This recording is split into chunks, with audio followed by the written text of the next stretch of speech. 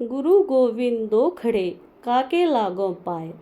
आज भी इस दोहे का स्मरण हर बच्चे को करवाया जाता है। कबीरदास के दोहे लोगों के जीवन को एक नई राह दिखाते हैं। संत कबीरदास जी भक्ति काल के प्रमुख कवियों में गिने जाते हैं। वह संत के साथ साथ समाज सुधारक भी थे। उन्होंने अपना पूरा जीवन समाज सुधार के कार्यों में लगा दिया। कबीरदास जी ने लोगों को एकता के सूत्र का पाठ पढ़ाया। उनकी रचनाओं में मुख्य रूप से राजधानी, खड़ी बोली, अवधी, पूर्वी, ब्रज भाषा का समावेश देखने को मिलता था। कबीरदास जी भगवान राम के बहुत बड़े भक्त थे। उनका मत था कि जिस परमात्मा की तलाश में हम दर दर भटकते रहते हैं, वह तो हमारे अंदर है, हम अज्ञानवश उसे देख नहीं पाते। तो मैं कबीरदास जी के कुछ प्रेरणादायक दोहे आपको सुनाने वाली हूँ, जो आपको बहुत सुकून देंगे। तो ध्यान से सुनिए और बताइए कि आप लोगों को ये दोहे कैसे लगे।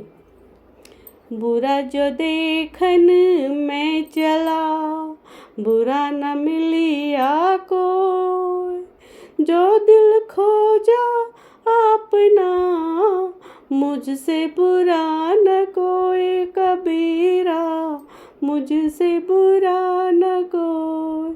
अर्थात कबीरदास जी कहते हैं कि जब मैं इस दुनिया में बुराई खोजने गया तो मुझे कुछ भी बुरा नहीं मिला, और जब मैंने खुद के अंदर झांका तो उसमें खुद से ज़्यादा बुरा कोई इंसान नहीं मिला।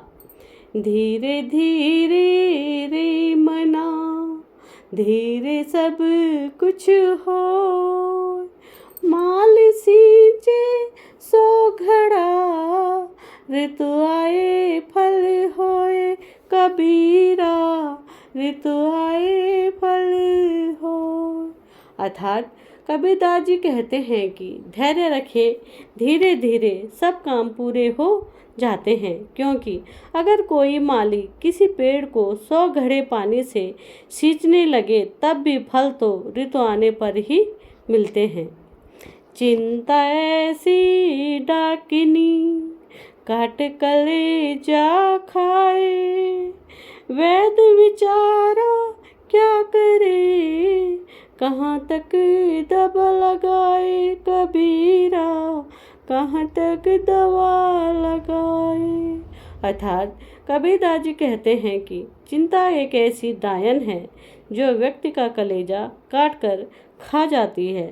इसका इलाज वैद्य नहीं कर सकता, वह कितनी दवा लगाएगा। अर्थात चिंता जैसी खतरनाक बीमारी का कोई इलाज नहीं है। साईं इतना दीजिए, जामे कुटुम्ब समाए, मैं भी भूखा ना रहूं, साधु न भूखा जाए कबीरा, साधु न भूखा जाए।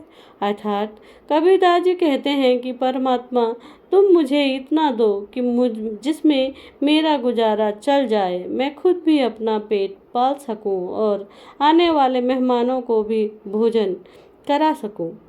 गुरु गोविंद दो खड़े काके लागों पाए, बलिहारी गुरु आपने गोविंदियो बताए कबीरा, गोविंदियो बताए।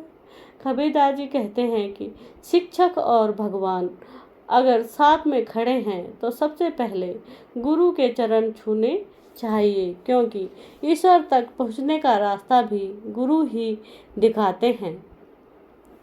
ऐसी बानी बोली मन का पाक हो, औरन को शीतल करे, आप हो शीतल होए कबीरा, आप हो शीतल होए।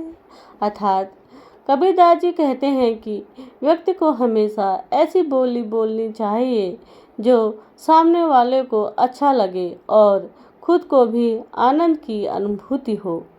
बड़ा हुआ तो क्या हुआ, जैसे पेड़ खजूर, पंछी को छा